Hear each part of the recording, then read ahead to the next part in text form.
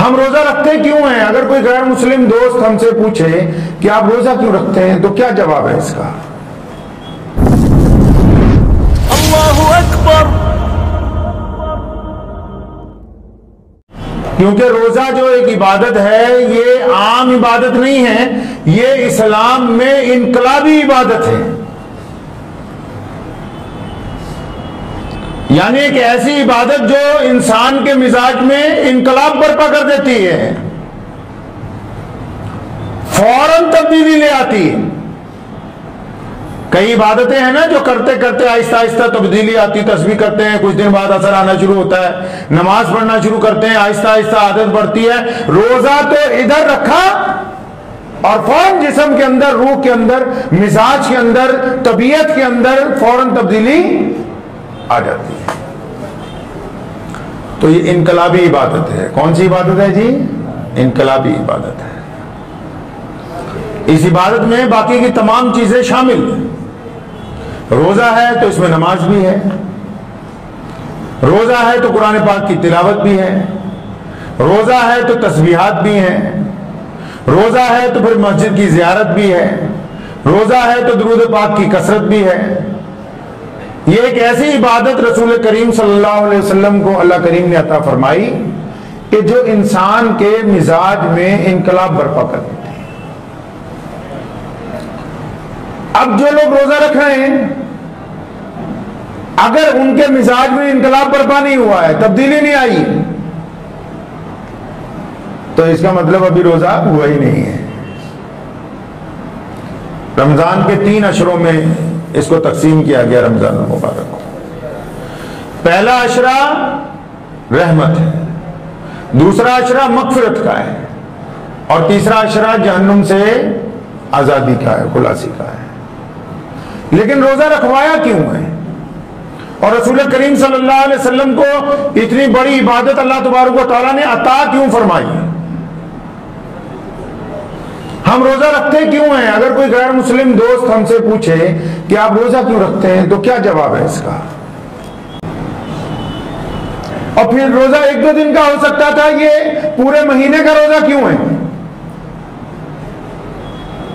روزے کو فرض ہونے کے لیے بنیادی وجہ کیا ہے؟ آخر وہ کون سی وجہ ہے کہ اللہ کریم نے اس روزے کو رکھنا ہم پر فرض قرار دیا، ضروری قرار دے دیا گیا؟ روزے دار کے لیے ہم جو بھی کام کرتے ہیں، چاہے وہ کاروبار ہو، چاہے وہ دنیاوی ہو، چاہے وہ دینی ہو، جو بھی کام کرتے ہیں اس کی بنیادی وجہ ہمیں معلوم ہونی ضروری ہے. بنا وجہ کے معلوم ہوئے وہ کام پائے تکمیل تک نہیں پہنچ سکتا ہے. سن 2 ہجری میں 29 شعبان کو 622 عیسوی بنتی ہے، ستمبر کا مہینہ ہے، اور رسول کریم صلی اللہ علیہ وسلم کے لیے اللہ تبارک و تعالیٰ کا حکم آتا ہے کہ ہم نے روزے فرض کر دیے گئے. کیوں فرض کر دیے گئے؟ فرمایا تاکہ یہ جو روزے دار ہیں، یہ جو ایمان والے ہیں، یہ متقی بن جائیں،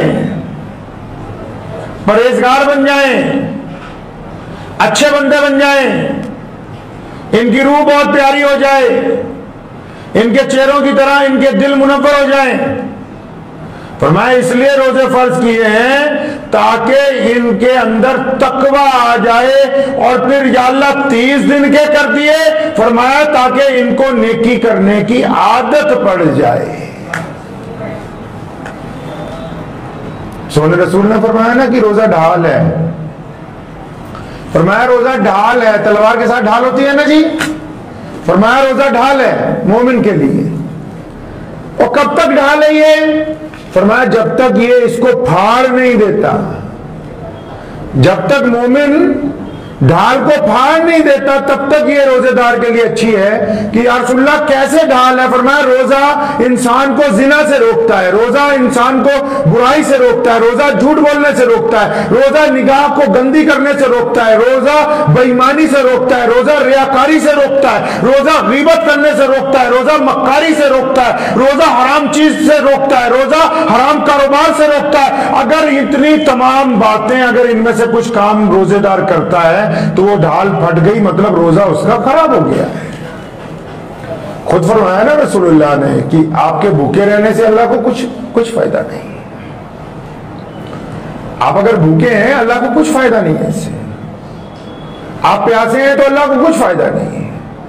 یہ تو اللہ تعالیٰ نے دکھایا ہے تمام دنیا کو بھی، فرشتوں کی بھی۔ دیکھو وہ بندہ جو تمام کام جو جائز ہے کر سکتا ہے، اور جب میں نے اس کو روک دیا کہ جائز بھی نہیں کرنے اور ناجائز بھی نہیں کرنے، تو اپنے حلق سے نیچے پانی کا قطرہ نہیں اترنے دیتا۔ تو یہ روزے دار کی وہ صفت ہے جس پہ اللہ تعالیٰ مسکراتے ہیں۔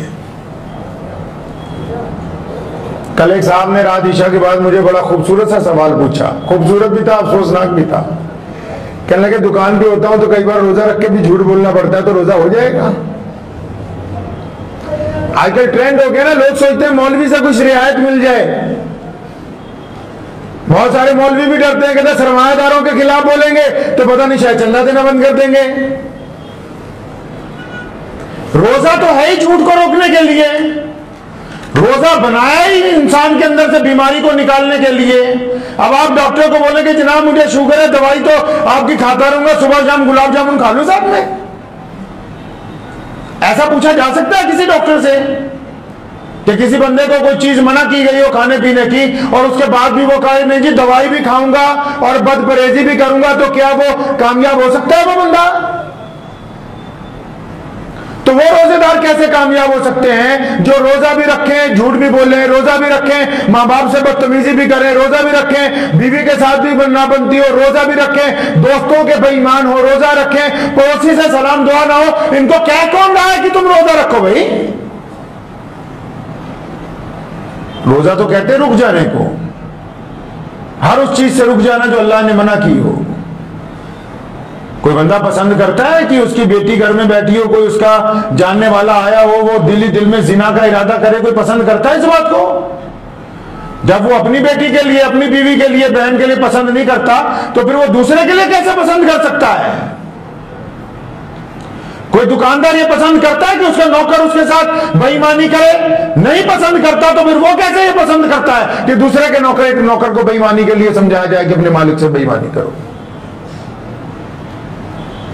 کیا کوئی بندہ پسند کرتا ہے کہ اس کی بیوی اس کے ساتھ بے وفائی کرے؟ جب وہ اس بات کو نہیں پسند کرتا، پھر وہ یہ کیوں چاہتا ہے کہ کسی اور کی اہلیہ جو ہے وہ اس کے ساتھ بے ایمان ہو جائے؟ اسلام نے عبادات کو انسان کے مزاج سے جوڑا، اس بات کو اطمینان سے سمجھ لے ہر بندہ۔ اسلام دولت کا مذہب نہیں ہے۔ آج پوری دنیا میں سب سے بڑا مذہب اسلام ہے۔ پوری دنیا کا کوئی ایسا رنگ اور نسل کا بندہ بتاؤ جس میں کلمہ لا الہ الا اللہ محمد رسول اللہ پڑھنے والے نہ ہو۔ تو یہ کیسے ممکن ہو گیا بھائی؟ یہ صرف چندے سے ممکن ہو گیا؟ صرف لڑائیوں سے ممکن ہو گیا؟ پاور سے ممکن ہو گیا؟ یہ ایسے ممکن نہیں ہوا۔ رسول اللہ صلی اللہ علیہ وسلم نے انسانوں کی تعمیر کی۔ کس کی تعمیر کی جی؟ انسانوں کی تعمیر کی ہے۔ روزہ ایک انقلابی عبادت ہے۔